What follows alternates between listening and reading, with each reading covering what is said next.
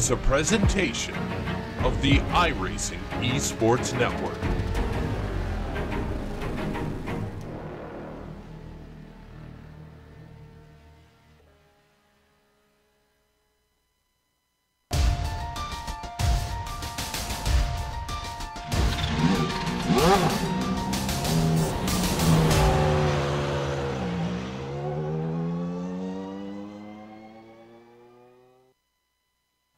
When it comes to the Nurburgring in recent decades, it has become known for one constant: excitement. Since its debut of the Grand Prix Strecke circuit in 1984, some of the greatest names in Formula 1 history have come out on top of the podium here. It was here that a young Michael Schumacher closed a 22-second gap to John Alesi, finishing off the pass in the closing laps of the 1995 European Grand Prix to win his first of many events here. It was also here when Fernando Alonso came out on top in 2005 when Kimi Räikkönen crashed, entering the Hockhaken on the final lap after mechanical failures. It's a track known to cause pressure, and a track where mistakes can come in hand, and a fun track where skill can come in hand. Today, the top drivers in the Batteries Not Included series will look to add another page to the history books at this circuit. Up next on the Global SimRacing Channel and the iRacing Esports Network. Good morning, good afternoon, and good evening everyone from across the globe. I'm Justin Prince. Alongside me the move tonight is Stefan Schlacker, while behind the scenes is our director, the Doctor, Amjad Yaman, and he's using cameras provided by Dougie Beard. And as you look at this beautiful circuit from above the ground here in Nurburgring, Rhineland-Palatinate, Germany, Stefan, it was said prior to the 2013 German Grand Prix by Mark Webber that this is a beautiful little circuit for them to still drive on, that he felt all his fellow Formula 1 competitors love to go around. The same could likely be said for many of today's drivers that we'll see today. What can you tell us about the circuit today?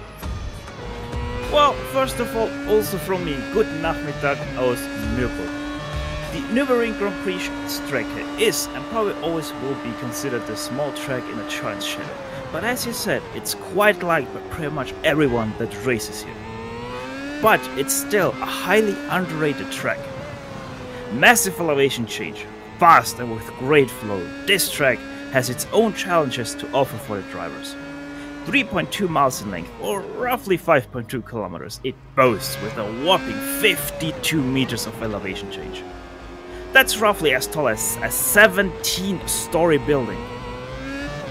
Being built in 1984, this track has undergone quite some changes over the last 30 years, but most of them were concentrated in the area of the first few turns that now make the Mercedes off. The current layout's 16 turns make it tricky to get your car set up and get that perfect lap.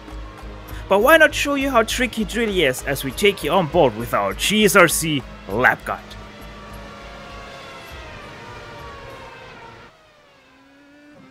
Alright, we've got Clayton McLeod and the GSRC Williams, so let's do a lap around the Nürburgring. Coming down to the Haughook, this is probably one of the best places to overtake. But watch out, because it's a very sharp bend, so drivers might be taking slightly different lines and your pass may inadvertently cross. From there, you head into the Mercedes arena, which is mostly composed of slow corners.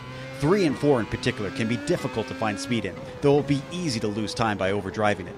Patience will be required, and also a good sense of where your front wing is so that you don't clatter into the other driver's gearbox. Finally, you get to stretch your legs a little bit on the way down to Valvoline. But this bend is much faster than you'd expect, so passes rarely happen into here. Quickly, you've got to pull left and set up for the Ford curve. Anyone who gets a bad exit is going to be very vulnerable. That's because the plunge down towards the Dunlop hairpin offers a great opportunity to overtake. There's a little bit of banking here, but ideally you want to square it off to give yourself a better launch. Any slow corner like this needs you to be wary of how much you stomp the throttle, then it's easily flat out through the Schumacher S. It'll be tough for the car behind to withstand the dirty air, but if they do, they could be looking for a pass down into 11. Keep your head up if anyone is close behind you. It's another quick switch of direction to set up for Bilstein, which plays a critical role in the lap. Being slow off this corner is like holding the door wide open for anybody halfway close to you. Through the kink, you'll start to climb back uphill, and then it's hard braking for the Vidal chicane. This is a very popular place to overtake, which is why Bilstein is so important. After that, it's a short burst up to Coca-Cola. On rare occasions, you might see a sneak attack at this hairpin, but it takes a specific set of circumstances. A good launch will be important to safeguarding yourself from an overtake down into the first corner, but hopefully you've now finished a lap around the Nurburgring.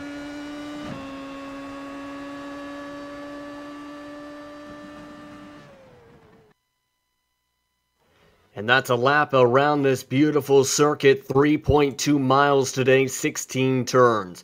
But for these drivers, they enter the second round of the season here entering the Nürburgring. Let's take a look at your championship standings as they start off qualifying in the backdrop. Stefan, as you can see, things looking pretty close to start off. Yeah, that's obviously due to the way that they put out the points here. Even spread for all are 4 points away from each other. But Blake McLeod, great race last time around. He was your winner of the first race. Joseph Fabian, he was second place, and he is also second place in your driver's standings. Gabriel Duarte, the Brazilian driver, in third place. Stefan Henkel, Germany, fourth place. And we have the second Australian in here in fifth, Jeffrey Price.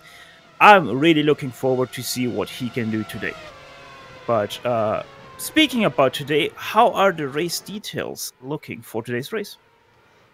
I was just about to get to that there. As you can see, the part of the reason for the points being so close, they run through the official iRacing point system, which averages out via the iRating for many of the drivers as they enter the second round of the season, and a season where they have up to 4 drop weeks available to them. Today's race, about 1 hour distance or 39 laps today, 2/3 of a distance. All the setups, open setups available, 67% fuel cap for these drivers, so they will have to make 1 pit stop in their Williams Toyota FW31s. There is no incident cap for this race, but there's of course no fast repairs at this track either, so it's of course a track where you don't want to make mistakes or end up damaging your machines for sure. And as you're looking at your qualifying here, Jerome Haig, pardon me, is on your screen right now as we continue on the start of group qualifying. They have 10 minutes to record their qualifying times. Practice times range for the 131s all the way down to as low as 134s today. So a pretty fast circuit for these Williams Toyota FW31s. Yeah, indeed, and we are actually, I think we're not even that far away from the absolute track record set in 2004 by, obviously, who else? Michael Schumacher. So I'm expecting quite a close race to see here, but we probably will see a bit of a skill gap because that's just how the Grand Prix track plays out. For those wondering, the real-world Grand Prix Strecke record set in the 2002 to present circuit configuration by Michael Schumacher was a 129.468 set with the Ferrari F2004. That was back in 2004 as you follow on with Steven Kempsa now on your screen. But for a lot of these drivers, it's now, there's a few different places, of course, they can try and make passes here of the circuit. Why don't we talk about where the best places to try and take advantage of drivers to try and move up the grid will be today? Well, we're Thomas Ziegler, he's coming up to the first passing zone, turn 1. It's a bit downhill. The apex is falling quite far away from you, but it's still a very good place to overtake because the exit is so wide. You can also make a bit of a pass where Damon is coming up now.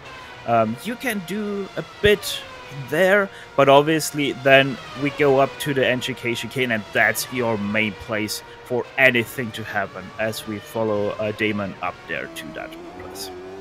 Yeah, David Martinez on your screen, as you just seen a few moments ago at the top of your screen. Daniel Benefield is on the top of the qualifying boards.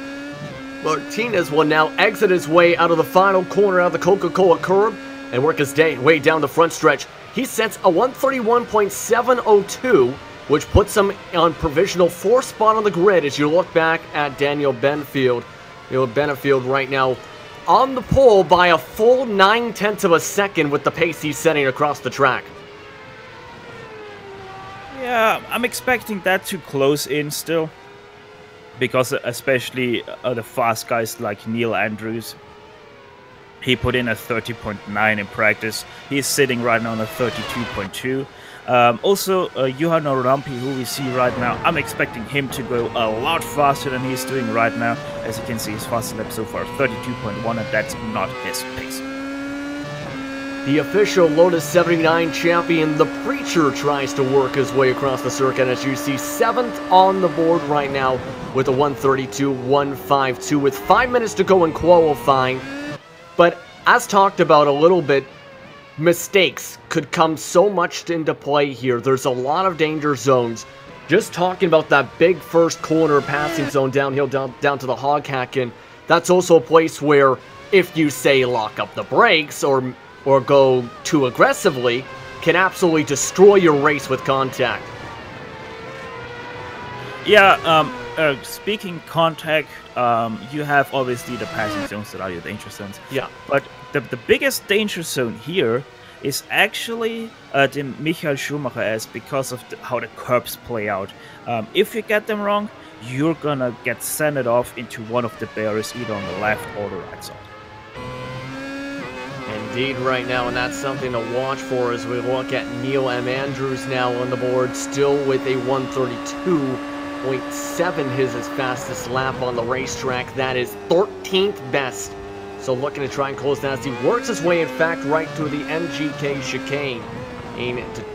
As he just had an off track, as you just seen right now, in fact, on your screen. So there's a little bit more of a mistake. You'll not be able to pick up the recorded time.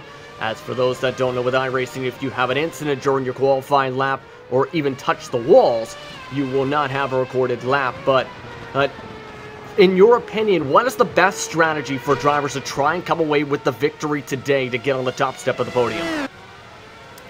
Obviously, first, it's to qualify up there because of the bit of a skill gap we see right now here in the qualifying times. We're ranging here right now 5 seconds between 1st and 18th. And then obviously it comes down to your pit strategy, because we have, as we already mentioned, we have that capped fuel cell with 67% of Daniel Benefield new fastest lap time right there on the top of your screen. And then you have to take about 20 or 25 kilogram on your pit stop. So there is a bit of variancy. You can also go lighter in your first stint and have a longer second stint. So it comes a lot down to strategy.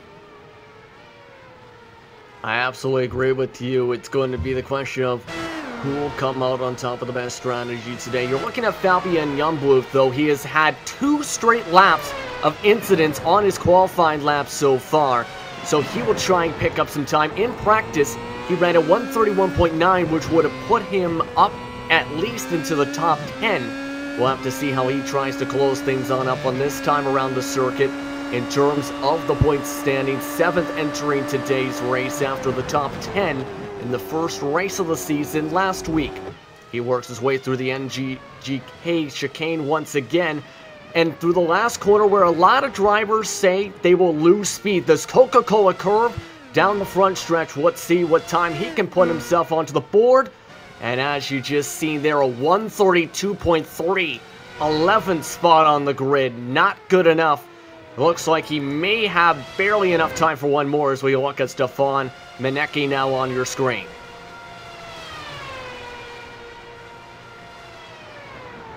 And one thing to note, your points leader, Clayton McLeod, is also recorded in a time in the past couple moments. He's just 10th on the board and trying to run his final lap time as well in his purple and black machine as they try and close out their laps right now. Now with a minute 15 to work with right now.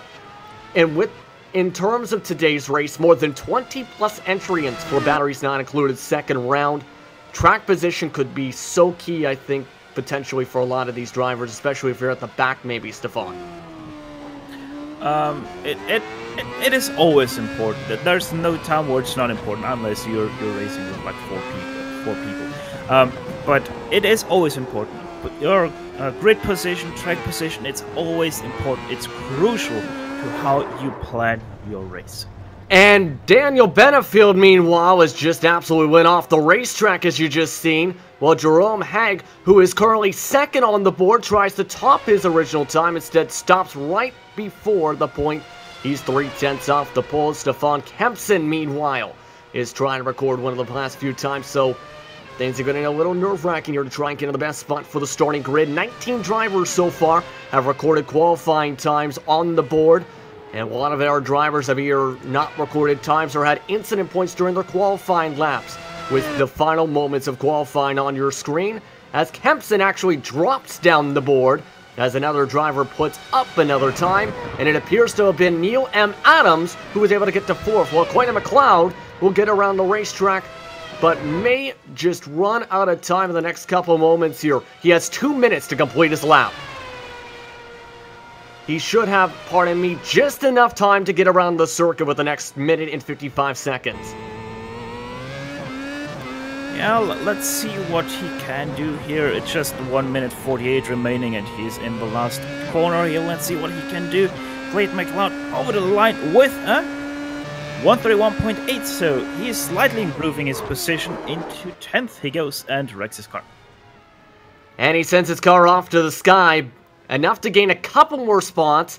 For those that don't know, with opening qualifying with this series, they are going to allow them to finish off their laps if you say start a lap time before the end of the clock. So it's similar to real-life Formula 1 racing, where you're allowed to finish off your final lap rather than run out of time at the end of the clock. Christian Kabaka is currently 18th on the board with a 133.2 last time around. This time by, he actually picks up a fair amount of time, a 132 on the board, but did not count because of an incident point. So that appears to be the last running driver on the circuit. As the clock will finish off, it appears, as Damon Martinez sits in the pit boxes. But now, your final thoughts before we start off today's race. Well, we have to look at a few things here. Obviously, strategy, who is going to do what, and that's your biggest focus point. What do you want to do with your race, with your grid position, and your speed? When we will find out? In the race. We'll have to find out for sure, as it appears the starting grid has been locked into stone for today's race. A fair amount of competitors, one of the largest starting grids, I think, of the season so far, if not the largest starting grid. Last race, 26 starters, just around or just above that point for today's race. As the clock finishes itself off for the end of qualifying, so the starting grid is officially set up. As let's take a look at that set starting grid for today's action here on GSRC and the iRacing Esports Network. Daniel Benefield starts on the pole today with a 130.4050 rather today, with Jerome Haig starting on the outside of the front row. Floris Bechar starts in row 2 with Neil M. Adams in the 4th spot. Stefan Schmidt outstarts alongside Damon Martinez with Thomas Schlager and Stephen Kempson in row number 4. With Yana Noralapi, the Preacher, starting alongside the points leader, and Clayton McLeod in the top 10. Stefan? Your 11th driver is Fabian Youngbluth. Alongside him, Stefan Henkel, so German row right there. Reed Miller, 13th. David Peterson, 14th. Sam Winton rounding out your top 15. Christian Schmidt, 16th. Stefan Meinke starting in row number 9. Alongside Christian Kabanka and Chris Bain is the last driver to set in a lap. Alongside him, rounding out your top 20 will be David Lee Patterson.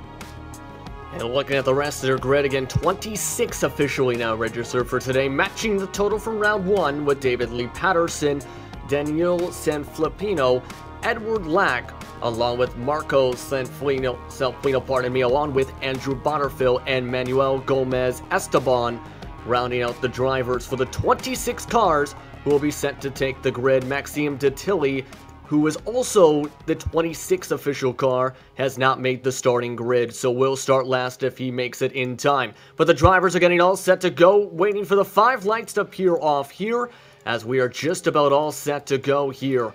Just a couple drivers ready to take on the grid here at this track. These drivers could go potentially up to 3-4 wide entering the first corner. We'll have to see how things go here today for the batteries not included second round here at the Nurburgring Grand Prix Strecke circuit. And with that, everyone's all set to go here. 39 laps around the Nurburgring. 5 red lights are popping up. The green lights are up, we're off and away here from the Nurburgring, as we're already full wide. A bad start for the front row. A awful start from Daniel Benefield as he's forced to the outside line of the Hogkocken. Going on the perfect restart of the race, Neil M. Andrews launches his way all the way to the front after a great start. Forrest Bashar moves his way all the way to second spot as well in the field. An absolutely great start for the second row of the race. An absolutely awful start off the launch for those first row today. Yeah, it's a bit weird. Benefield, normally a good starter, but just totally sleeping on that start, giving everyone behind him the opportunity to overtake him. And we got a car in the wall, and it looks like that is Hogg, as he is now off the track. Was in the fourth spot still, as battle's shaping up across the track, heading towards the Dunlap curb.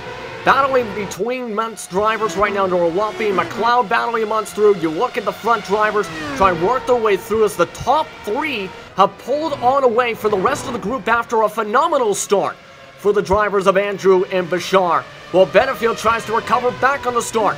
You look right now at the battle forming up now for the second spot. As Benashar trying to defend, go to the defensive line to the Coca-Cola curve, the NGK chicane, as he works his way forward. No opportunity for the switchback for Benefield quite yet. A bit of a stack up just behind them, meanwhile, as Martinez nearly gets run over by Thomas Schlecker as they head towards the end of the first lap of 39. So an absolutely eventful start to this race as Stephen Kempson makes the pass on Thomas Zeiger going down the front stretch, with Stefan Schmidt trying to dive their way on forward. Zeiger going to take the high line, pushes the driver off the racing line at Kempson. So Kempson just all of a sudden, after gaining a couple spots, loses them right on back. An eventful first for a couple of laps of this race already. Yeah, and they're still side by side here, going through the exit here of the Mercedes Arena. Now 3 wide in behind, or not quite, as Cabana thinks twice about it. Oh, McLeod way too far there. And McLeod absolutely blows his way through the Vaseline curb as he works his way through the grass through the Ford curb. Absolutely missed the braking zone. So he will fall all the way back to 13th on one major mistake already in the early portion of this race. Still a lot of time to recover it, as let's look at the replay on what just happened there with McLeod.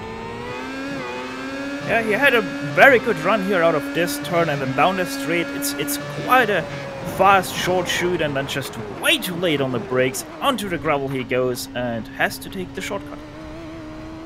And now let's look at what happened to Hogg, who, remember, started off second for this race, was in the top 4 before a bad incident at the start of his race, all the way 24th. Now, here's what happened to him, as you'll see on your screen. Yeah, it's one of those moments, cold towers, too much throttle input, and around he goes into the wall. Significant damage, having to get that repaired, as, remember, no quick repairs here, so you have to take the full time, get the full wing repair, etc. As you look now towards some of the drivers trying to work their way around this, is currently once again, and Hogg being well second, pass for the battle position. Benefield able to make the pass on Benashar, so Benashar losing a lot of time as we'll look at that replay. That was a perfect move into turn 1 there. Draft and then just outbraking his opponent into turn 1, holding the inside line, and move Benefield into your runner-up position. And we're just 3 laps into the race, on lap 3 rather so far, and everyone's just been having to keep their heads on a swivel. So many drivers already trying to be very aggressive in the opening laps of this race, and it's just allowed at this point drivers like Neil M. Andrews and Daniel Benefield to try and start to set the tempo for this race. Yeah, Neil Andrews, he's really setting the pace right now, but Daniel Benefield, he's now clear of Bizhar. He's already about 3 seconds ahead of... Oh no, sorry, I read that wrong. He's about 1 second ahead of Bizhar, so Benefield, he's already charging up to Andrews to get that first position back.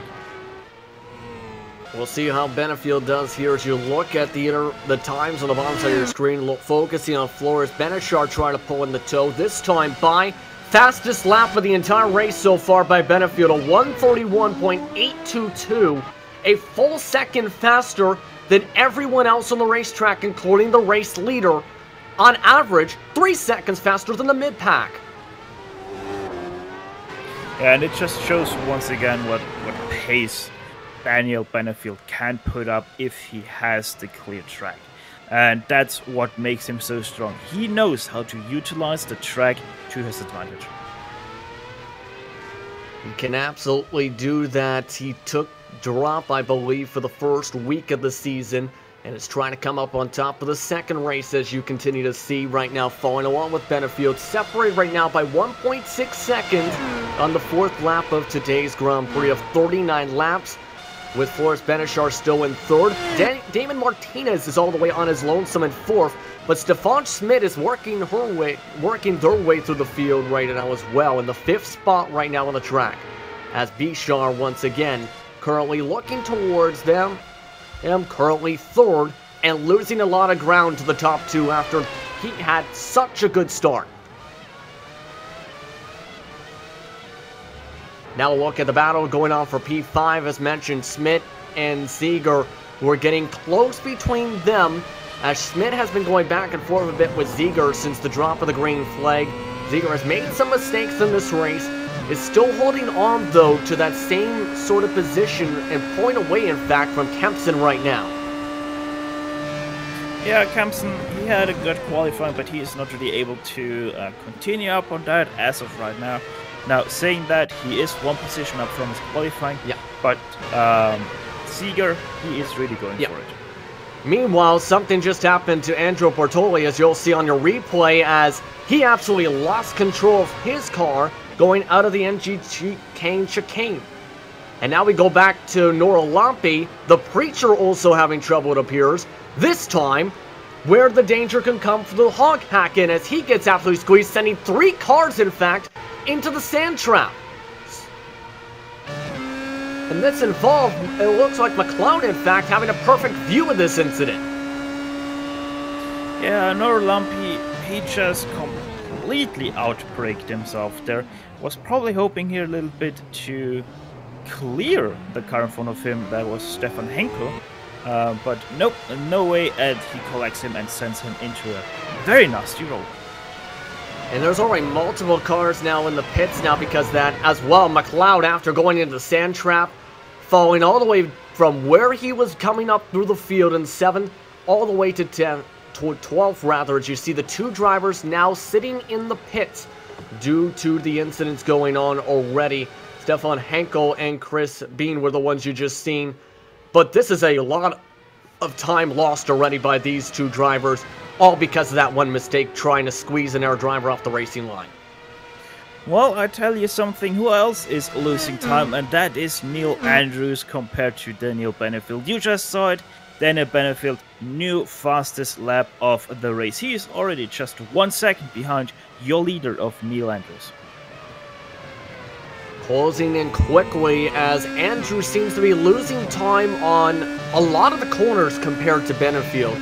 And a lot of the best drivers pick up time with being confident, it seems, going later on the brakes, being able to carry that speed on the exits. And that's what Benefield's doing, closing that time, it appears here, Stefan, like 10th by 10th each corner. Well, if you're that kind of predator situation like you're like Benefield right now, you just know you have that target in front of you. You want to catch him, so you're able to get out that little bit, that 2 meters that you can brake later, or your 3 meters that you can accelerate earlier, and that's gonna make so much of a difference to you, your mentality, and it just completely destructs the confidence of the guy ahead who is trying to fight you off again. I agree with you for sure. This time the gap shrinks down to 6/10, as this time not a new fastest lap, but just 2/10 off was Benefield, so he is laser focused right now on the back end of Andrews, as it looks like some more trouble, and this time it's Bishar. Bishar losing his control out of the hog hacken, spinning, nearly hitting the wall, but absolutely losing a lot of time because of a huge mistake, losing at least 1 spot, possibly 2 in this lap. Yeah, the Thunderfoot got him right there, as you can see, just spins out under throttle. And yeah, lucky to not hit anything. And he lost one position to Damon Martinez. Yeah, but that also put him all nearly to the battle with Stefan Schmidt and Thomas Ziegler as well. They're separated now by 5 or 6 car lengths now after all of that. So that could be a possible opportunity now for that group to pull on the toe to gain up to try and move up to 4th spot potentially. The thing is, though, the battle for the lead also starting to form up aggressively now. Once again with Benefield and Andrews, because Benefield has got the toe on the back of Andrews, heading to one of the 2 main passing zones, now within 1 car length. What can they do to the Coca-Cola curb as Andrews going to take the normal line this time? They head down the front stretch now as Andrews moving to the left side. Benefield pulling up into the toe. Will Andrews try and block? Benefield trying to drag on behind. He moves into the inside line. Cannot quite get there yet, but the back tire slide from Andrews, a slight touch. Benefield just can't make the move quite yet, but he's going to try the different line. Hits the perfect line, nearly loses control to the Mercedes arena. He'll move back to the inside curves, but just can't make the pass quite yet. Fiercely fighting there from Benefield. He really wants to get by. He knows how important it is to get by now and then drive away from Andrews as long as he can until the first pit stop. But yeah, Andrews, he's doing a great job defending, not too fiercely, but defending just enough so he can keep Benefield behind him. Indeed, right now, as they work their way out of the Dunlop curb and down towards the Michael Schumacher S in the Michelin curb section of the racetrack. Again, much faster speed for Benefield through that section. And now they go through the braking zone, working their way through the Michelin curb, now to the Warnsteiner curb. Losing time a bit as Benefield, as he seems to pick up a lot of speed out of the hard braking zones. He'll work on the back toe, moves to the right side, going offensive line is Andrews.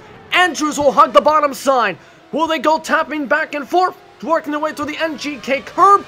As this time Benefield able to make the pass, he takes the race lead on a perfect move to the NGK chicane. Alright, now Daniel, the pressure's off you. But will you be able to still hold your pace and not make any mistake with Andrews behind you? We don't know. You don't know. Hopefully you don't, because your fans are cheering for you right now.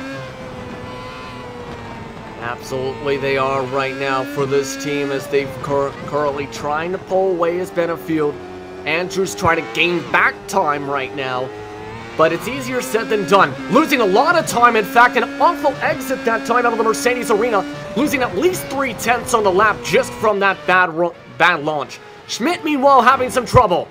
Stefan Schmidt having trouble with Steven Kempson just now on the racetrack. This is also on the exit of the Mercedes arena, as both of them will lose significant amount of time because of this incident.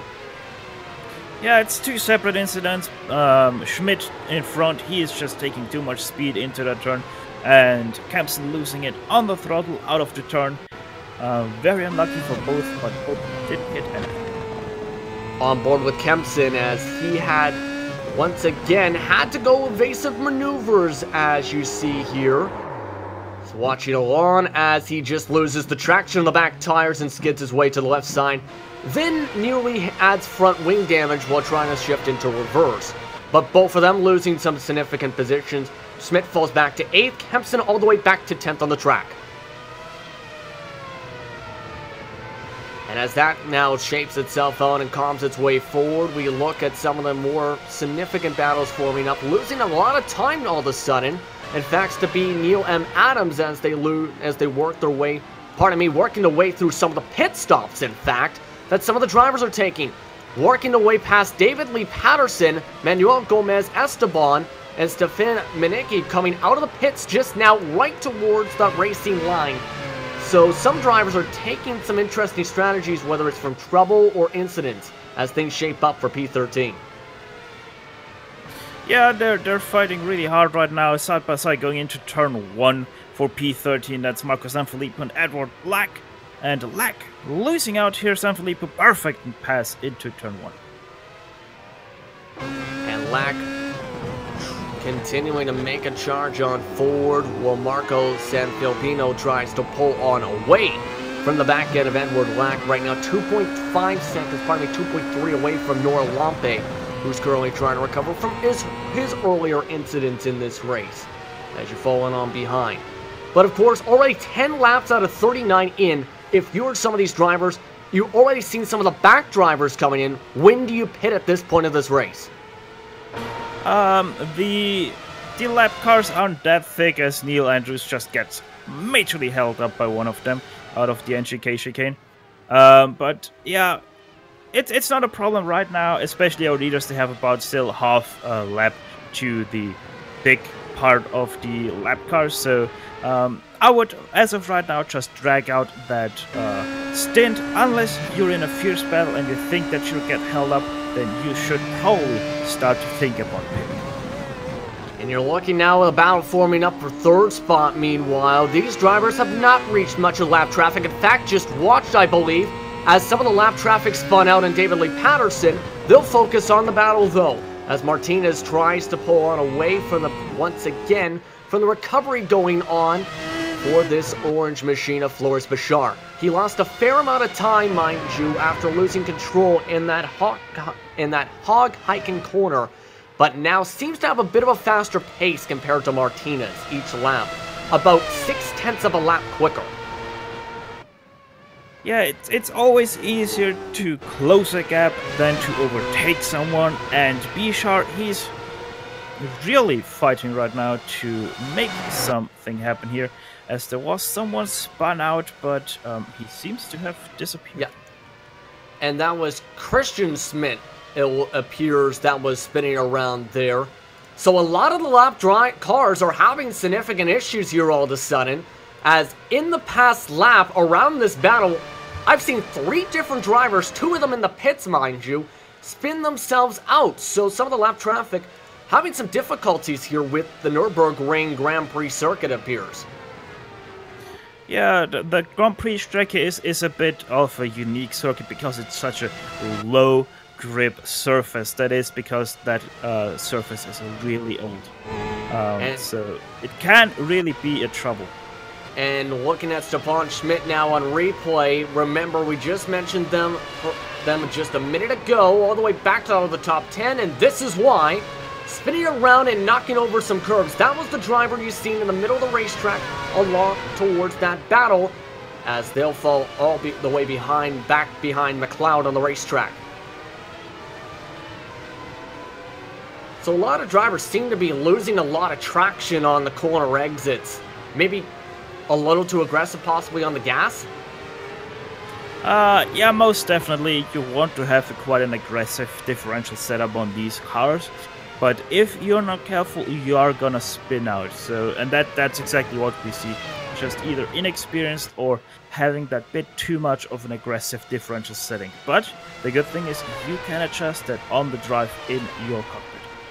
Speaking of experience, Daniel Benefield is up to 2 seconds of a race lead over Neil M. Andrews now, and continuously setting lap times in the 131s, the only driver on the track to be able to do so.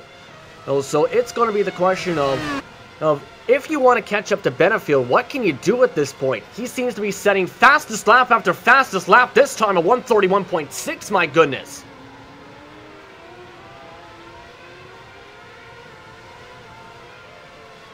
And you continue to see him work his way around and pull his way some time now on Neil M. Andrews. The top 2, by the way, are 12 seconds away from that battle we talked about with Damon Martinez and Floris Bashar. That was for the 3rd and 4th spots on the circuit, with Thomas Liger currently on his lonesome as well in the top 5. Things starting to shape up though as well for the battle for 6th spot, it appears, as Christian Kabenka and Fabian Youngbluth are trying to shape things out near bumper to bumper between the yellow machine in the front and the red machine in the back.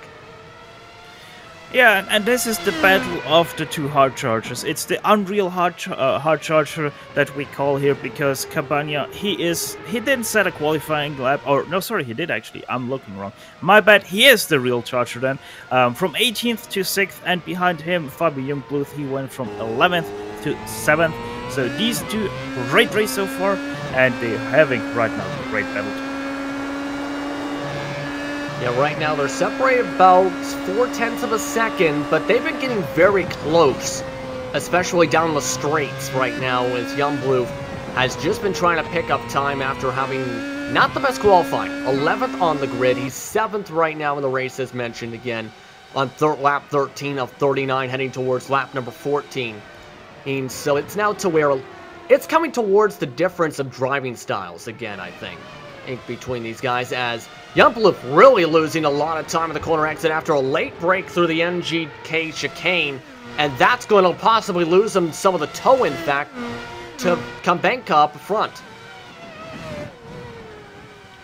Yeah, but both of them are really fast, so hold on 1 second, as lap traffic might come into play. Pardon me for cutting you off, as Dave Patterson really held up Thomas Slager just now, and is coming right into that position battle. So now this leads to the question, how much of lap traffic can come into play, because all of a sudden lap traffic is making it what was a far distance for some drivers to a pretty close distance, as Youngblood not able to take advantage.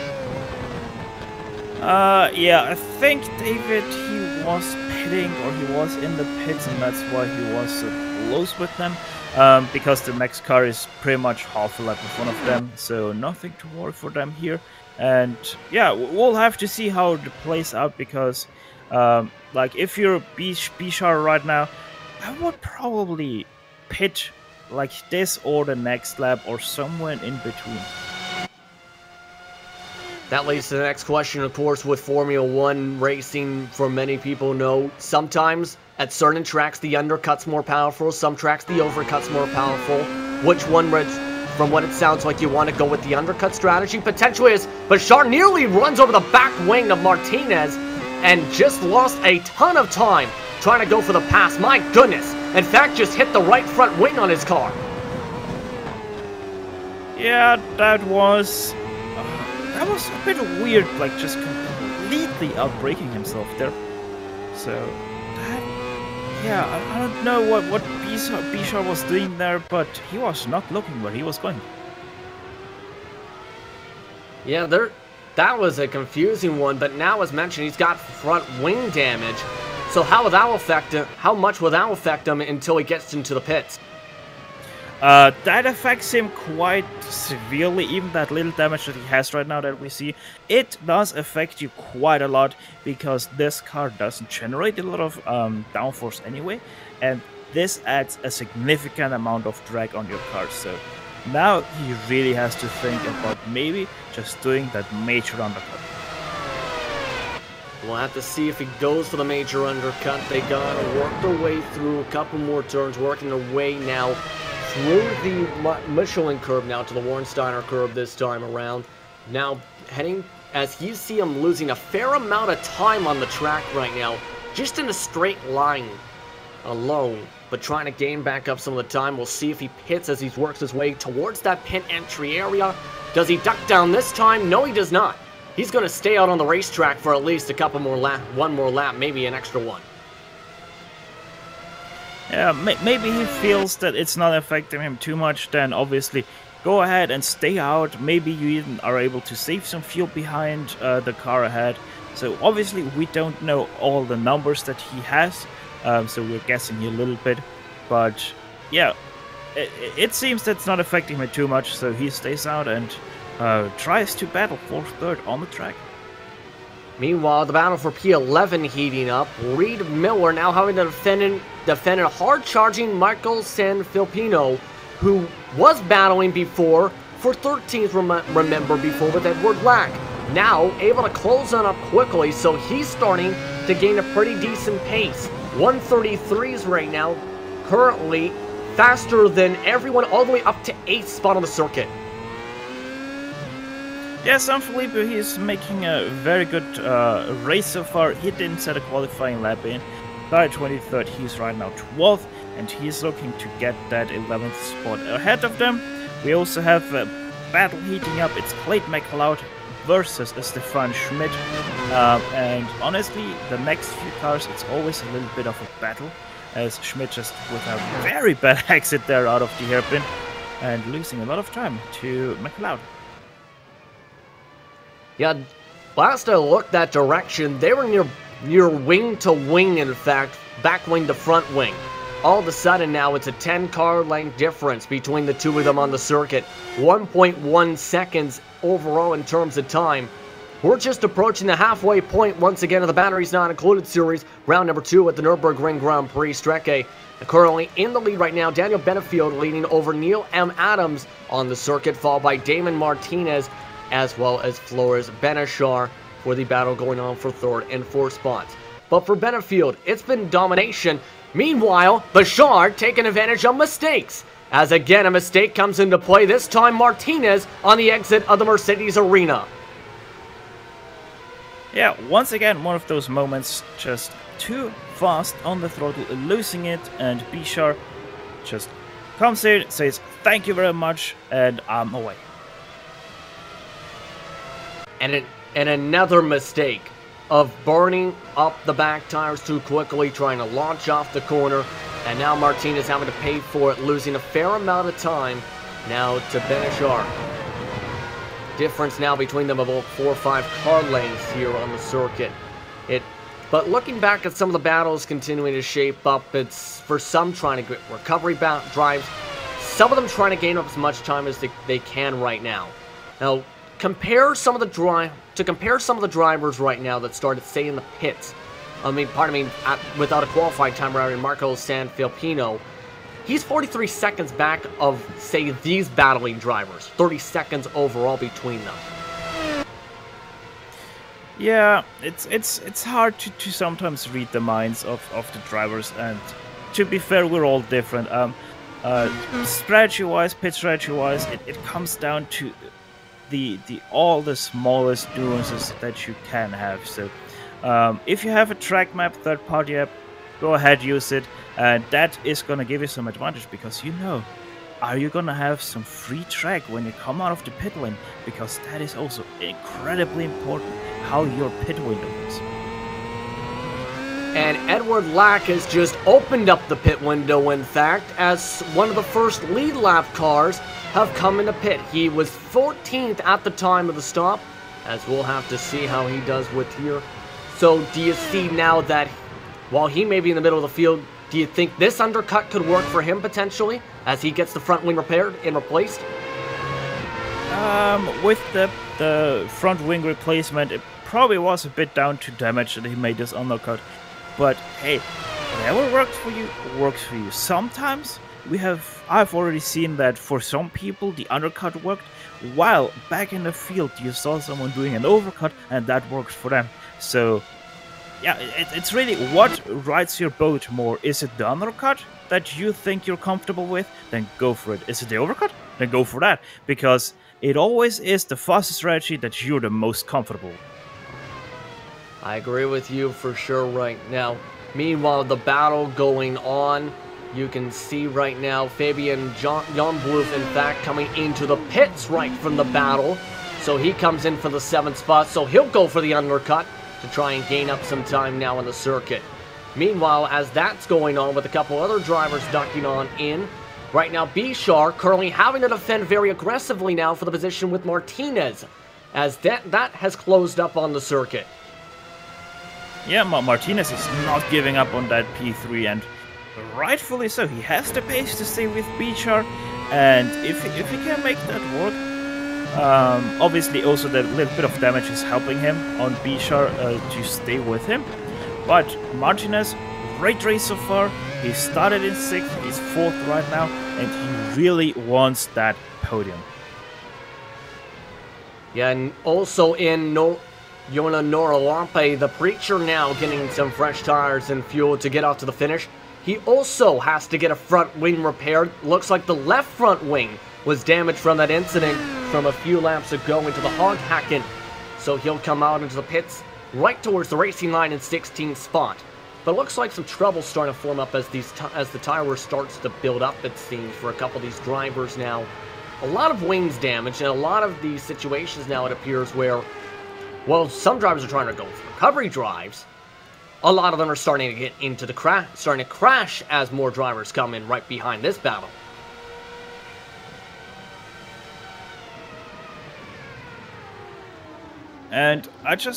I just looked at the times that we see, and these two, they might actually run into some traffic if they pit early, because they're right now having about 30 seconds of difference to Danilo Sanfilippo. So if Martinez or Bichar think about pitting early, they might run into some troubles because of backmarkers. And that could... How much would that affect the undercut? Because we see that in real life where you go for the undercut, you get stuck in traffic, the undercut doesn't work, and you end up losing time compared to the driver you're trying to actually beat out on the circuit. As Nora Loppi just had to let the leader's arm go by, as right now Nora Loppi lapped right now by Benefield. Benefield lapping his way up to 14. That's the pit cycle going on. But how much of a factor will that be? How much time, rather, do you think they will lose just by being behind, say, one lap car? Yeah, it depends how slow that lap car is, but we're seeing about 2-second difference in the lap times. So if you have the problems of being stuck for too long behind a lap car, then you really run into some problems. And Andrew's going for the undercut. It looks like his team, in fact, electing to come in with the Motiv.com back wing sponsors, all ducking into the pits within the same cycle of laps. He's off into the cycle, so this is going to be the undercut to try and get by Benefield. That was a 4-second difference between the two of them. And Andrews comes off and away. The pit stop time for Andrews as he conducts his way off towards the racing line. Decent amount of time, in fact. You look at the rest coming in, 8.5 seconds to be exact, pardon me. 32 seconds in the pit lane, so a 40-second pit delta, as Kempson and a lot of other lead cars are all coming in this time. Yeah, and Neil, he had the perfect gap there as Stefan Schmidt. He overshoots his pit stall there a little bit, had to back off. And yeah, Neil, he can really go for it because he has no traffic whatsoever. And Benefield's still setting the fastest laps by a full half a second each time. Right now in the 1:31.7s, while mind you with a lighter fuel load now, of course, since the car is nearly towards the end of its fuel cycle for the race here on lap 21. So he's going to stay out, currently work his way past that pit entry line once again and stay out even more so. It might be absolutely difficult to even catch up to Benefield if the pace of these drivers on fresh tires is nowhere close, it seems, unfortunately, to them to Benefield today. Yeah, but Benefield, it seems that he is a bit in a league of his own.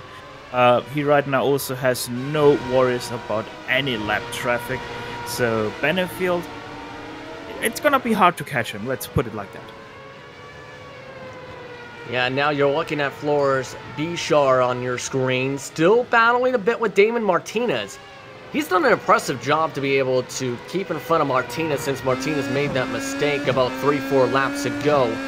And able to deal with the front wing damage and able to get it to the pits in time to be able to get the front wing replaced. And now it's possibly a chance to just pull away now that he's done his pit stop, got the new fresh wing, and can try, just has to hope to get it clean, it looks like. Stefan. Yeah, I just had to look because I apparently missed that pit stop from both of them. So you caught me a bit off guard there with the repaired wing. But yeah, Flores Bichar, he came out in front again. He's now starting to drive away from Damon, so that tells you how much of a difference maker that little damage of the front wing was for Bichar. Yeah, completely agree with you for sure, as he's, again, currently in line to be on the second step of the podium today. Few other drivers still have not pit, include Clayton McLeod trying to stretch out a long stint. Also, Reed Miller, you see coming in is Damon Martinez, as he's off into the pits now for his pit stop. And it's gonna be interesting where he comes out. Let's see, 30 seconds behind. That is a bit of a battle there between Cabana and Fabian Jungbluth. So he runs a bit of a risky strategy there. Coming in right now, he might run into some problems, but I think he might just luck out and come out in front of them.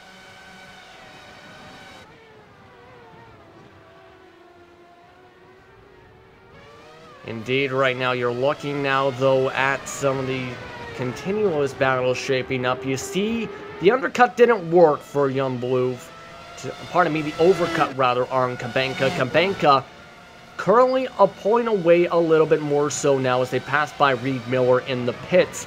So a lot of drivers have been able to pull away some time from some of the battles that they were having before as Martinez comes out just behind them. And there we go, that's exactly what we talked about. Now Martinez has to fight with Kempson. That is full position for him. That's between 9th and 10th here. And Benefield has elected to come in now to the pits with about 15 laps to go for lap 24. So currently the difference between first and second, 26 seconds as he ducks his way into the pits. Question is it going to be enough of a gap? He's been the most dominant, just makes it to the mid-pit marks. Neil Andrews is currently in the 3rd spot and is the closest driver to watch. Benefield with the quickest stop of the race, a 7.5, and the quickest pit delta with a 31.4 in the pit lane. So Benefield doesn't even blink an eye. He is able to actually pick up an extra 10 seconds rather on Andrews.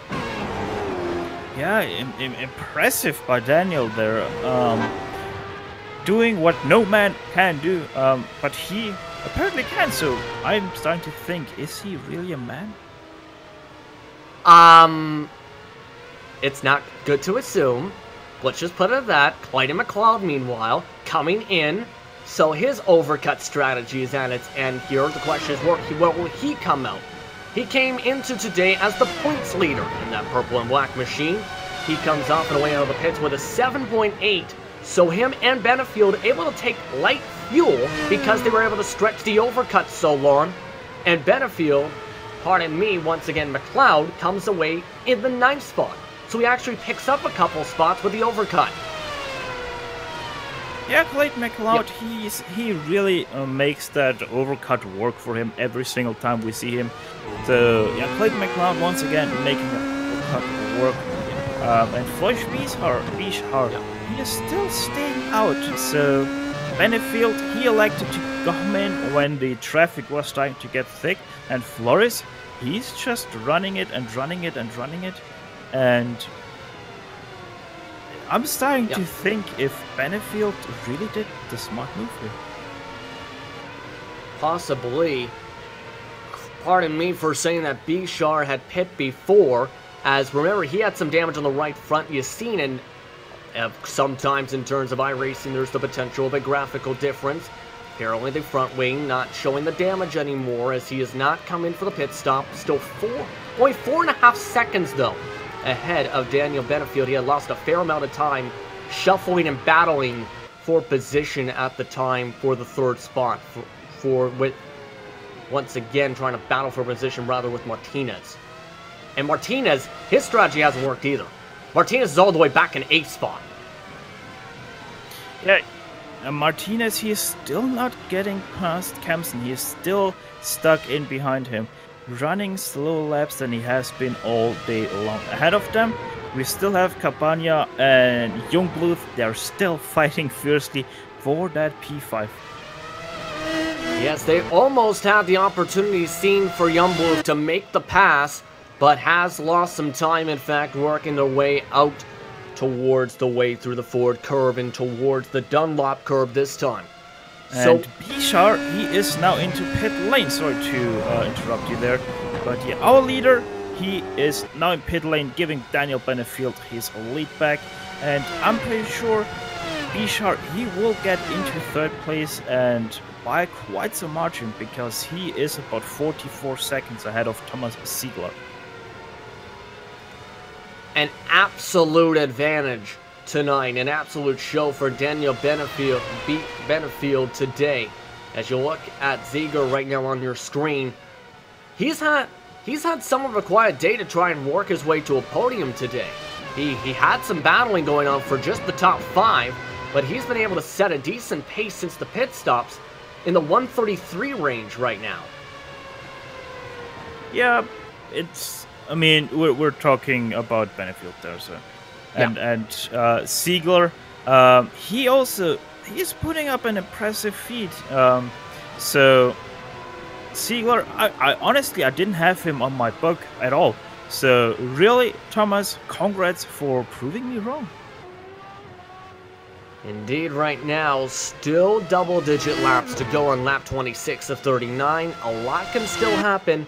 Mistakes can still happen in any portion of the racetrack for sure, as a lot of the drivers seem to spread themselves out outside of the battle, starting to shape up for the 5th spot that we talked about before.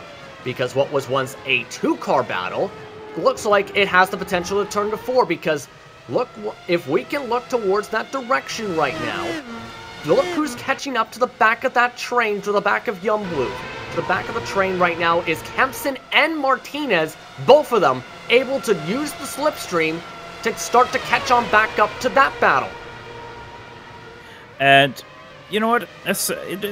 I had a bit of doubt there with Martinez, because like he is so far behind where he used to be, that being B-Sharp, and it came to my attention. Martinez, he had a pit stop time of 23.9 seconds, so that is 15 seconds. So you know what he did? He ran the pit speed limiter. That is something that a lot of drivers can do. The modern day Formula 1 machines also have the option for. As you look at David Martinez, gap to the leader 49 seconds, that's a lot. But, so it's a chance, despite losing the chance to battle for the 3rd spot, to try and battle for a top 5 today, as he overcooks the corner on your screen to the Hoghacken and loses some time right to the back of Stephen Kempson. So Stephen Kempson could potentially join up this battle within the lap if he plays his cards right and hits the line the way he needs to. It's really going to be interesting, because if they start to fight way too much, it's no longer, well, it is already no longer a 2-car battle, it is now a 3-car battle. But if they fight more and more, you're also gonna have Martinez there, and Martinez is by far the quickest out of them. Yeah, you see the time there, he was 3/10 faster last time by. Might be a bit slower this time after having the not as good exit this time in the turn 1 in this lap. But it looks like Christian Kabenka just has a bit of a faster pace, despite the slower lap times than Youngblue, to just keep on pulling away every single time they go through the technical corners. Yeah, it seems like Kempson, is not as confident with his car yet in the slow turns, so he takes it a bit easy out of the turns to not spin his car again. Remember, we already saw him spin once. So Stephen, he's taking it easy through the slow sections and tries to make all his way up. And here we go, hold on. Youngblue moving to the left side. Defensive line for Kabenka. He'll try and defend on the bottom side. Working their way to the Hoghacken. He gets the run on the corner exit, where they go for the switchback as Youngblue just cannot get in the position to do so quite yet. So Youngblue tried it, but couldn't get the job quite done, as the battle shifts back to 3 as Kempson spins behind him. He does a full 360 right in the middle of the Mercedes arena, and he'll fall all the way back to 8th spot and hold up Martinez. Yeah, Kempson, he tried to be careful, but there the feelings of being in the top 5 got to him, and spins it around there on the throttle once again, just like he did earlier in this race. And that shifts the battle that was turning to a 4-car battle down to just 2, as Kempson falls all the way back to where he started the race in 8th spot because of that mistake. And it's going to take a bit of work to even just to catch back up to Martinez, as Martinez right behind this battle has gone for 360 as well. He spins across the middle of the racetrack, as going for defensive action is Kempson as he moves back to 7th spot. So mistakes of galore, as Martinez will fall back to 9th because of this. Yeah, Martinez there, it was a bit of, I got it, I don't. It looked like he hit the curbs there that might have sent him a bit shifting around, because that has the potential to really change the weight of the car. Yeah, it is a bit of a higher curb there. It's pretty much the only higher curb that you have on this track. And then right after the curb it falls again, and that's exactly what caught him there. He would have, I'm pretty sure he would have had it without that curb there, but it was sadly there and he didn't have it quite. And you know who's smiling now probably as McLeod, as all of a sudden he was able to move up to 8th because of the spin from Martinez. So now McLeod's going to pick up a little bit more points in this race and has gained a lot more time now on Kempson to possibly move up to 7th after having a quiet race for the middle portion of today with 10 laps to go. 10 laps to go, and it would appear that Clayton, I think he has the pace on Stephen Kempson, so we might see something there in the last lap or so between Clayton McLeod and Stephen Kempson. But right now, all eyes are first of all obviously on Daniel Benefield, as you have him on your screen right now. He is just way too dominant, nearly 14 seconds ahead. But also another set of eyes you should keep on the battle between Christian Cabanca and Fabian Jungbluth, because they're still fighting fiercely for that last spot in your top 5. And Jungbluth actually almost climbed up the back wing, it appears, going through the NGK chicane last time, as Cabanca has to go defensive line once again. So these two are trying to fight for any point they can. Cabanca watches as Jungbluth tries to outbreak him, but again Cabanca slides up on the racing line, able to cut himself off for the block, and again Jungbluth can't take advantage to make a pass. It just looks like Cabanca knows that Jungbluth just cannot seem to get the traction down on that outside line, of course, through the hog hack and taking the defensive line each time.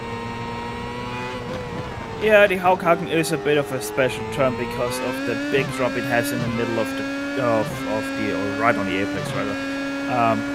So Jungbluth, he is struggling to get past Christian, but that is not only due to all the attempts he does into Haughaken, but also because Christian is just so good at defending right now against Fabian, and you really gotta hand it to him. He does a great job holding on to that 5th position. I absolutely agree with you, because he keeps on hugging the left side of the racetrack, basically the preferred line to try and make the pass, knowing that if he gives it up, Jungbluth is going to move on by. Jungbluth, in fact, tries to get him on the outside this time, can't make the switch back, so again, Cabanca with the defensive line shoves off Jungbluth off the racing line, and Jungbluth will have to try again. We'll see if they'll try again going into turn number 1 this time. This time, Jungbluth going to use the slipstream, in fact, on Cabanca. Moves to the left side. They'll be side by side, entering the first corner as Jungbluth outbreaks him. But again, Cabanca, the traction comes down again as Jungbluth nearly goes in the sand. So more perfect execution on the block for Cabanca, trying to defend that line, as you talked about. It's just, I'm admiring Christian right now. I'm also quite good at defending my position if it comes down to, but what Christian shows everyone right now is perfect execution. He just exactly does what he has to do, no more, no less, and it works perfectly. Right now, they are currently halfway till the next passing zone as they continue to intensify this action. Again, with 8 laps to go, they're battling for the 5th spot on your screen as you see them. 0.3 of a second separating the two of them as they work their way out of Michael Schumacher-S and towards the Michelin curb and the Warnsteiner curb. Cabanca does not have as much of a quicker exit compared to Jungbluth here, but each time, as you've seen for the past 4 or 5 laps, Cabanca's been able to defend towards the inside, heading towards the NGK chicane to take away the switchback. This time, Jungbluth nowhere near able to try and make a move quite yet, but Cabanca couldn't get as quick of a line as Jungbluth tries to trick him to the left side. Tried to dodge his way around to the Coca-Cola curb. In fact, gets towards the outside line. Cabanca gets to the inside. They'll go side by side once again down the start and finish line. That's Jungbluth. Can he take advantage this time? The answer is once again a resounding no, as Cabanca again cuts across that racing line, cuts the momentum of Jungbluth, as Jungbluth again can't capitalize through the Mercedes as they head into the Mercedes arena. Jungbluth right now has to be careful because he is starting to get impatient. You can see it. His car is starting to slide more and more out of the turns. He's starting to get more and more aggressive on the throttle to get that perfect exit. And it could come back and haunt him. And something that could come back and haunt Reed Miller, who was in the top 10, has just made a major mistake. This is again turn number 1, entering that section on your replay, losing 2 spots because what you're about to see right about here on the racetrack. Once again, too fiercely on the throttle, spinning it out under pressure. And yeah, Reed Miller losing all those positions that he's so... Yep, and all the way back to 12, started 13th, and was in the mix for the middle of the top 10 for parts of today's race. But guess who moves up to the top 10? Marco Sanfilippo, all of a sudden, who did not record a time in qualifying, is in the top 10, and still setting a fast pace. Yeah, Sanfilippo, we already talked about him once. We're gonna talk about him another time. As Youngblood once again on the outside here into turn 1. Not outbraking himself. This time the switchback works both a little bit squarely on the throttle. Let's see, on the outside here, turn 2, what can he do? He is still holding it side by side, and finally, he goes past Christian Cabanca. And a great execution on that pass that time. Youngblood, you'll see the reason how he got the job done on the replay. You see Cabanca getting too late this time, trying to take away the inside line.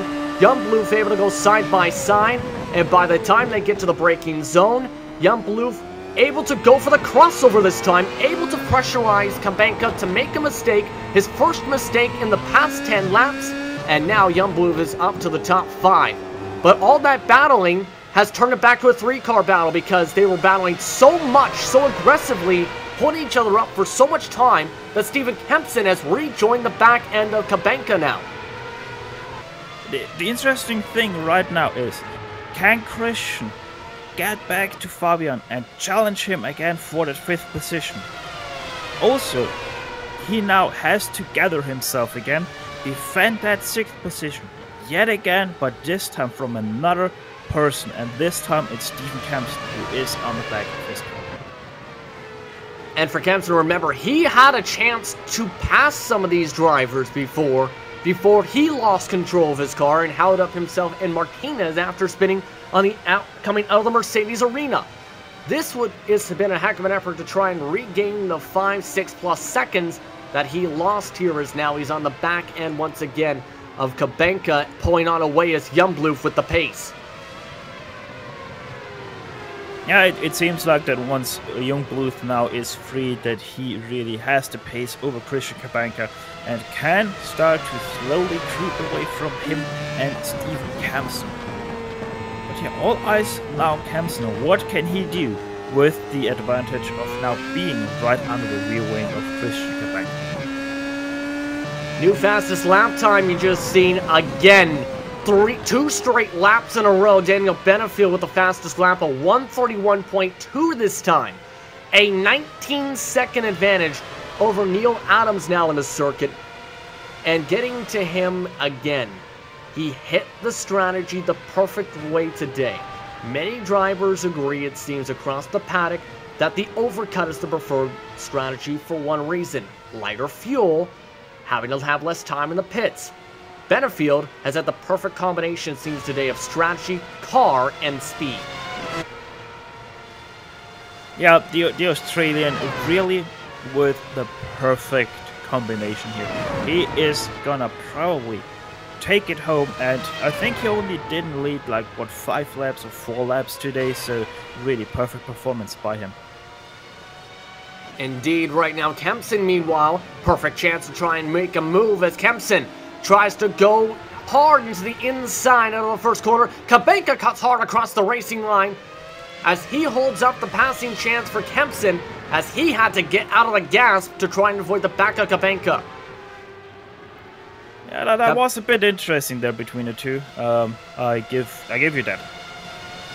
Speaking of interesting, McLeod battling now with Martinez for the 8th spot just behind them. So remember that possibility?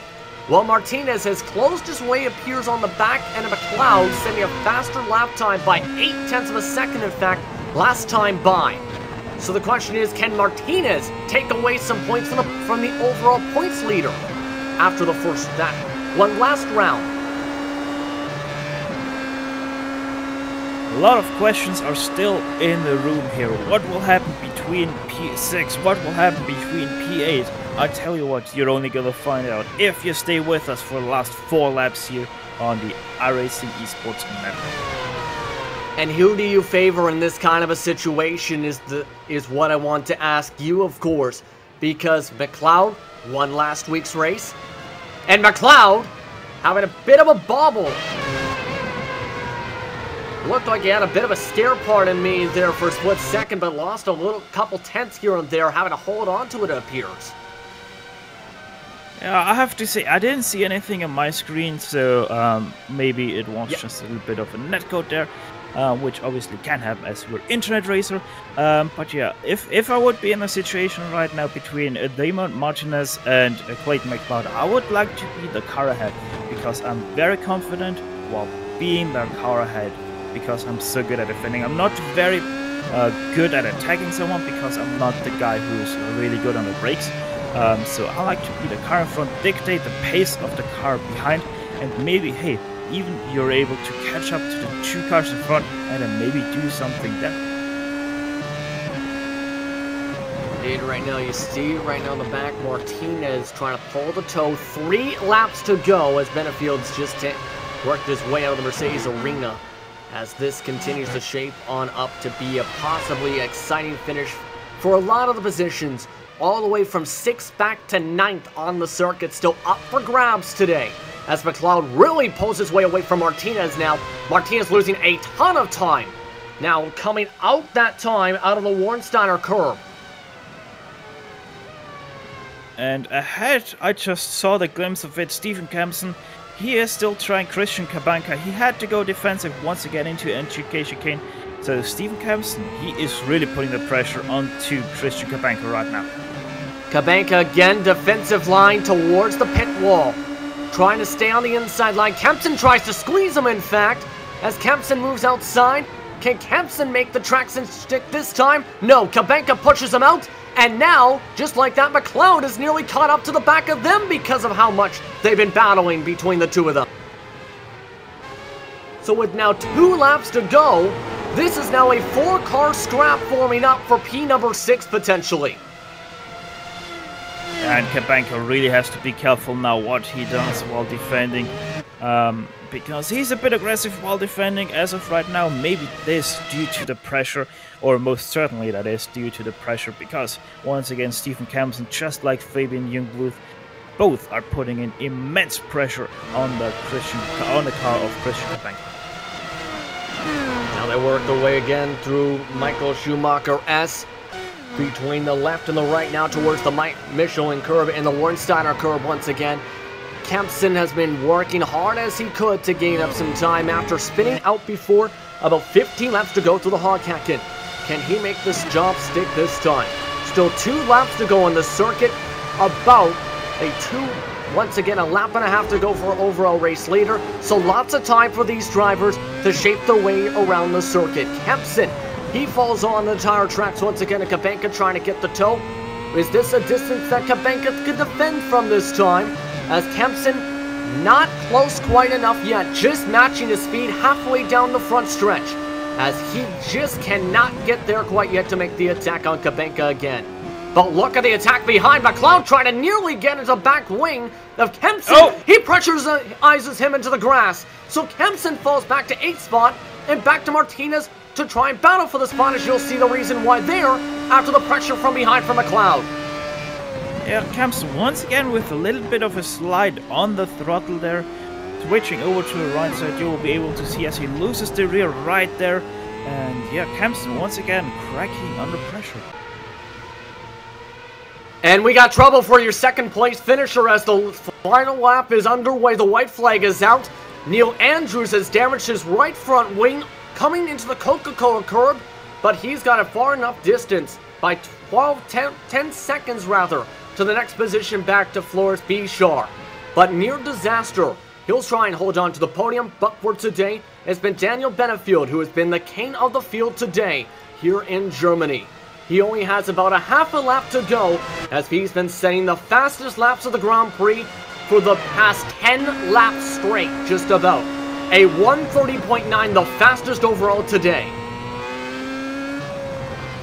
Yeah, Benefield, he really put on a show today, as probably the battle for P8 is now also a bit decided, because Damon Martinez, he had a big wiggle out of the NGK chicane, as Daniel Benefield, he is now coming to set chicane, perfectly going through the last time and into Coca-Cola curve. And for Daniel Benefield, after starting off today on a weak run, he was able to recover quickly, have the raw pace, the perfect strategy. He takes the checkered flag, and he'll win round number 2 in Germany. In fact, winning it in style, as you've seen the fastest lap of the Grand Prix at the checkered flag, a 1:30.6, while Neil Andrews, after smacking the wall to the Coca-Cola curb on the second to last lap, will still come away a long ways away from the third spot on the grid. He'll take the second step of the podium for the second round of the Batteries Not Included series, where Floris Bichar will take the third step of the podium. A dominant performance for the top 3 today. The top 3 come away cleanly on the final lap to finish on the podium.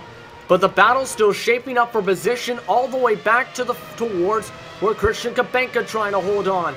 He's currently still barely holding on to Clayton McLeod by about 4 car lengths with a few corners to go.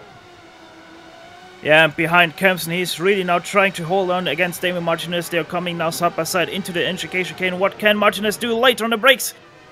And he gets the overtake there on Steven Kempson. And Kempson falls back an extra spot as 5th on back comes across the line. Jan Blufeld at 5th, Kabenka 6th, McLeod 7th. But Martinez, with a great pass to the NGK chicane, will finish 8th today. A heck of a race today for a lot of these competitors, especially up in the top 10.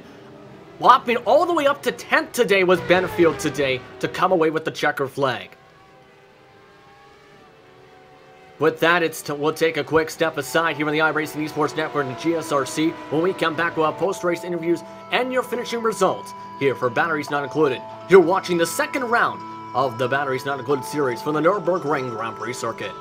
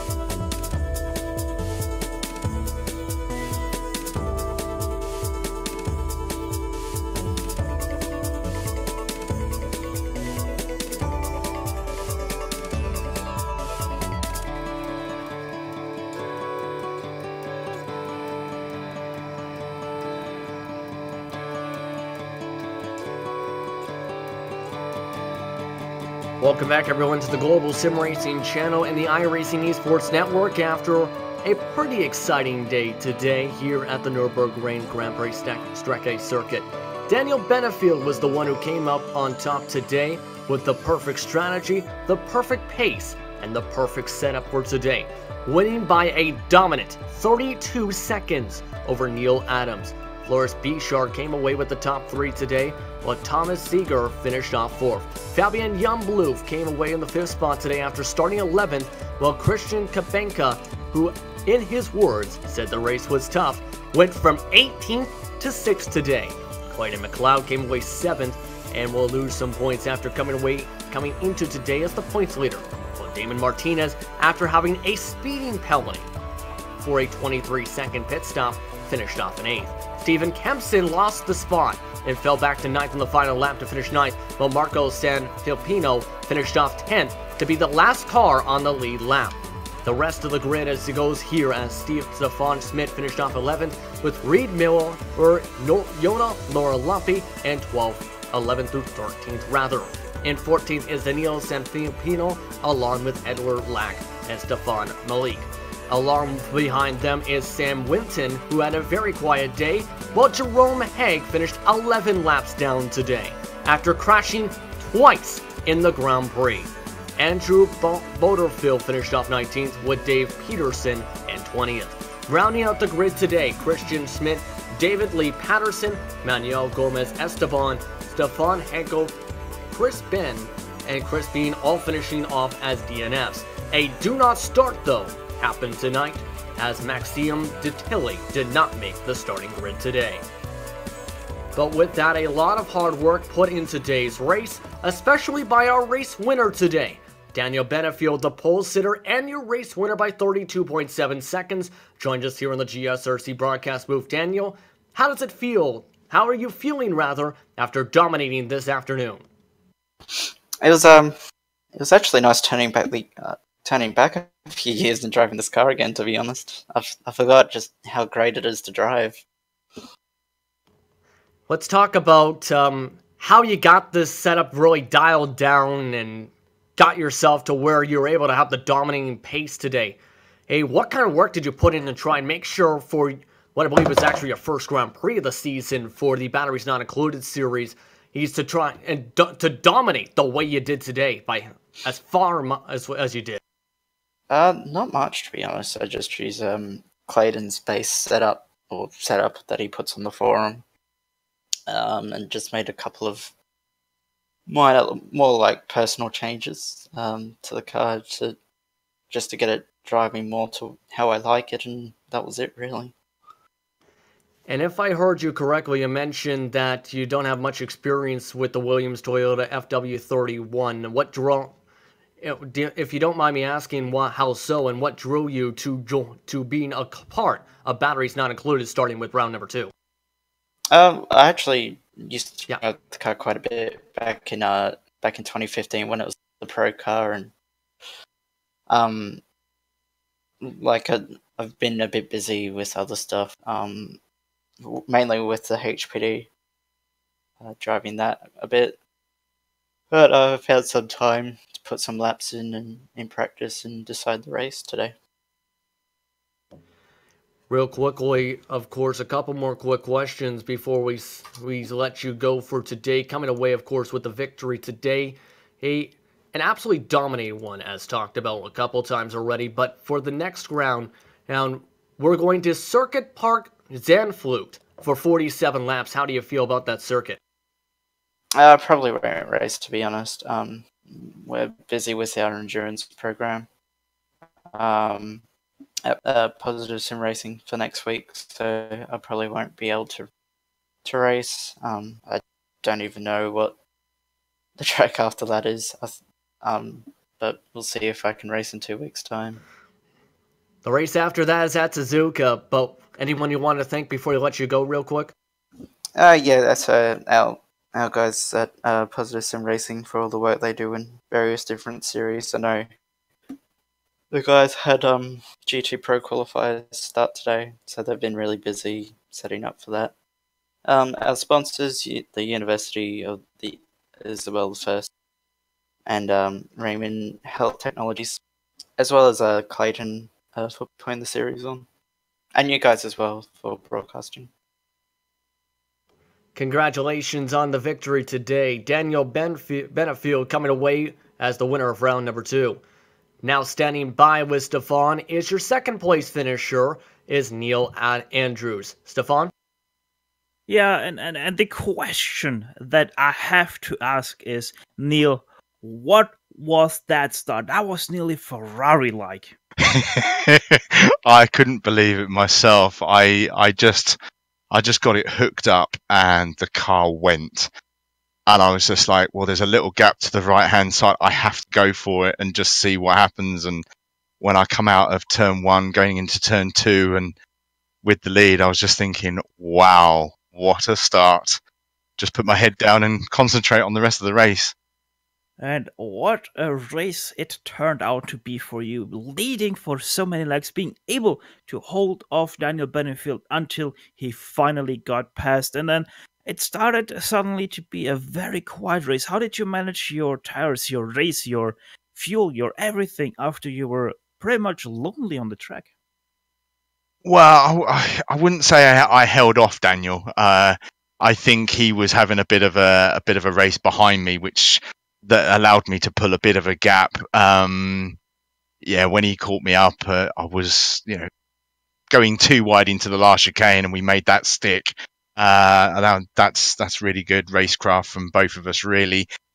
Just concentrate, making sure I didn't sort of push the car too much. In practice, I've been over edging the car and just spinning up. I think the last lap, coming onto the last lap, I made a mistake in the chicane and sort of damaged my front wing, but luckily had enough gap to get me in second place. But yeah, just making sure each corner coming out, don't go full throttle, short shift, and just keep myself every corner doing that, saying that to myself to get through the race. Yeah, you mentioned the near crash that you had, and to be honest, you were really lucky there to not hit that pit wall, because you came really close to that one. I thought I was skateboarding when I come out of the last chicane, and I hit the curb, and suddenly it just beached on the curb. It's just. And then, I thought I was railing it down the as you would do on a skateboard, and then it just bit and went right, and I was just like, where am I going? But yeah, I think that was luck. That was all luck. That was no skill. You gotta be skilled to be lucky. But yeah, before we let you go, one last quick question here: how do you feel going forward to Circuit Park Zandvoort? Well, the whole team, the MOATF team, are looking forward to pushing forward for the whole season. Actually, as I said I only joined the league at the end of last season. I think my first race was Villeneuve, and yeah, I'm looking forward to competing in the rest of the season with the team, with Luxim 24 MOATF. So yeah, looking forward to that. Looking forward to seeing you once again on our screens racing for hopefully another podium there. That was Neil Andrews, your second place finisher, and Justin has caught up with your third place finisher, Floris Bichar. Yes, indeed, Flores coming away on the third step of the podium today in what was also a great start, similar to the Ferrari-like start of Neil Andrews as just discussed before. But let's talk about, first off, some of the difficulties of this race today. How difficult was this race for you today with some of the battling really you had in your contacts in some cases? Yeah, really brief summary. Exciting. I did have some problems controlling the car for some reason, and probably down to a lack of practice in race trim because I was focusing qualifying for a change.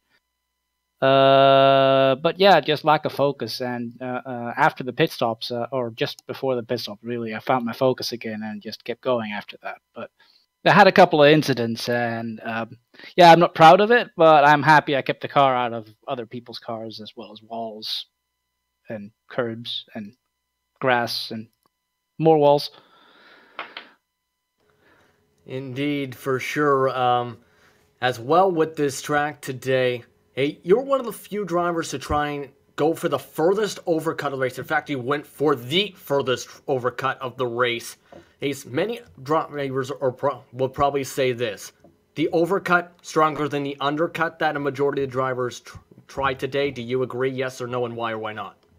Oh, I definitely agree with that because the tires just keep going as opposed to the McLaren, and you can basically, as the car lightens up, you can start pushing more. Basically, becomes a qualifying setup, so you can start running qualifying laps, possibly towards the end of your stint, if you're being nice to your car.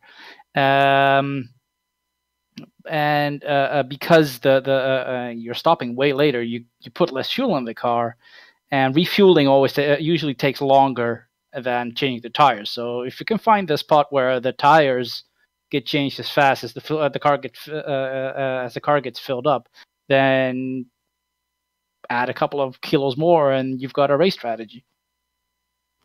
It seemed like a good one as well to come away still in the podium, having a fast car as well, which of course is one of the main keys with that strategy. But of course, next race for the series heads to Circuit Park Zandvoort for 47 laps. How do you feel about that race weekend? Oh, I quite like Zandvoort. It's one of my favorite tracks, not only because it's like the closest racetrack in iRacing to where I live, but it's a nice flowing track that has some slow corners in it as well. So it's going to be interesting. Going to be interesting, Zandvoort, as pardon me for calling it Zandvoort. So real quickly, anyone you want to thank before you, pardon me, real quickly. Is there anyone you want to thank before you let you go here? Yeah, Clayton McLeod, as always, for putting this together. You guys for doing an awesome broadcast. And I want to give a shout out to Child's Play, the charity that I have running as the main sponsor on my car, which aren't actually paying me, which I just slapped on the car because I thought their logo was awesome and what they do is awesome as well. So I figured I'd give them a shout out. And real quickly, if anyone wants to donate to that said charity, where can they go? Well, the website's actually on the rear wing of my car, which you cannot actually see in the broadcast at the moment. But yeah, it's yes. Oh right, yes, okay. It's www.childsplaycharity.org. Good to know, as many people are good to know that you're helping out charity. Congratulations on the podium today. There we go. Yeah, I see it now. So yeah. And that was Flores Bichar coming away on the podium. Apologies for mispronouncing the circuit at Park Zandvoort, as that is honestly one of the first times I've actually heard that pronounced out loud to say. But your final thoughts, to be honest though, Stefan, before we head into the third round of the season. Well, we will most definitely see a new winner compared to today, because Benefield isn't going to race. So it will be interesting. Zandvoort quite different than what we have here. A very tight, no long straights. So it will be very interesting, especially with these trigger-happy cars on the throttle like we saw today. It will be interesting because of all these tight turns at Zandvoort. Indeed, as that will wrap up today's coverage of the Batteries Not Included series here on the iRacing Esports Network and the Global SimRacing Channel. First off, we'd like to thank the organizer of the series, Clayton McLeod, and the rest of the Batteries Not Included community for putting on a great show and a great race today, all the way through the middle of the field for today's race. We'd also like to thank the companies that provide the software and hardware for our broadcast listed here on your screen right now. Additional thanks go to Eric Elcom and Jude Lalonde, who provide our wonderful music. See the screen for how to get a hold of more of their great work. Thanks to the team today of Nick and Amjad. If you'd like to find out more about GSRC, including our upcoming races, you can find it at globalsimracingchannel.com, or you can check out our social media on Twitter at GSR Channel, Facebook at Global SimRacing Channel, and Instagram at GSRC_Graham.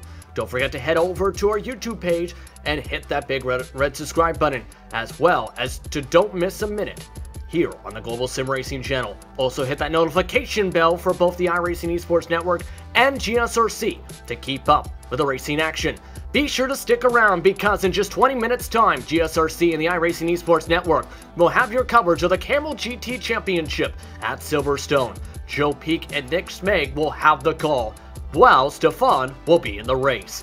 Next week, batteries not included, we'll head to the virtual Circuit Park Zandvoort for the third round of the season. Coverage will start at 10 a.m. on GSRC and the iRacing Esports Network. We also have a number of upcoming races as you see listed on your screen, so check those out and mark them down in your calendar. Thank you very much for tuning in and thank you very much for enjoying today's broadcast. Congratulations to Daniel Bionefield on the win. But until next time, race clean, race hard, and we'll see you on the track.